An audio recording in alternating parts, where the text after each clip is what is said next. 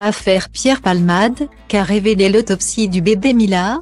Le procureur dévoile les premiers éléments. Vendredi 17 février 2023, peu avant midi, Pierre Palmade est sorti de garde à vue et a été déféré au tribunal de Melun pour être présenté à un juge d'instruction. Le procureur de la République, qui a requis son placement en détention provisoire, a partagé de nouvelles informations liées à l'autopsie du bébé décédé après l'accident. L'enquête avance. Pierre Palmade, qui était hospitalisé depuis le vendredi 10 février 2023, a été placé en garde à vue pour 48 heures, le mercredi 15 février. Finalement, cette dernière, qui devait prendre fin aux alentours de 13h55, a été levée ce vendredi 17 février 2023, peu avant midi. L'humoriste a alors été déféré vers l'hôpital de Melun pour être présenté à un juge d'instruction. Pour rappel, une enquête a été ouverte pour homicide et blessures involontaires ayant entraîné une incapacité totale de travail supérieure à 3 mois par conducteur sous l'emprise de produits stupéfiants. Pour revenir sur les faits, Pierre Palmade a pris le volant, avec 2 autres passagers actuellement en garde à vue, alors qu'il était sous l'emprise de cocaïne et de médicaments. L'humoriste, sur une route départementale de Seine-et-Marne, a lourdement percuté un autre véhicule après avoir quitté sa voie.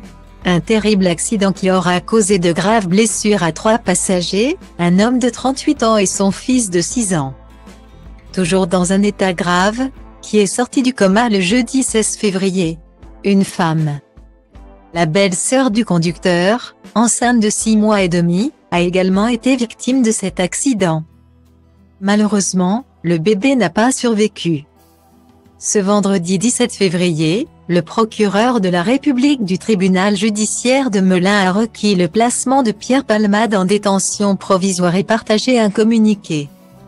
Il évoque sa potentielle mise en examen, mais aussi d'autres éléments de l'enquête. Il précise que le placement sous contrôle judiciaire des 2 passagers de l'humoriste a été requis. Quant aux 3 victimes, dont 2 dans un état grave, un point récapitulatif a été dévoilé par le parquet, notamment au sujet de l'autopsie de l'enfant, décédé après l'accident. La femme, dont le pronostic vital n'est plus engagé, a perdu son enfant à l'hôpital.